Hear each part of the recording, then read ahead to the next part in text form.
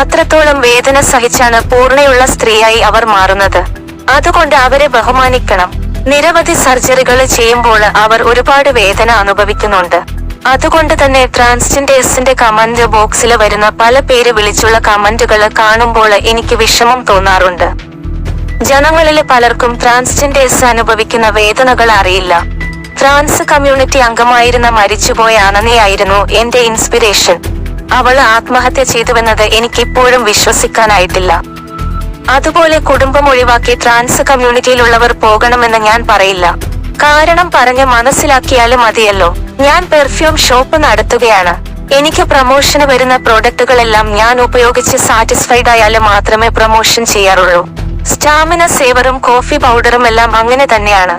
നമ്മൾ സ്നേഹിക്കുന്ന ആളുകൾ നമ്മളെ വിട്ടുപോകുന്നതാണ് എനിക്ക് ഏറ്റവും സങ്കടം. അത് ഏത് തരത്തിലുള്ള സ്നേഹബന്ധമാണെങ്കിലും അങ്ങനെ തന്നെയാണ്.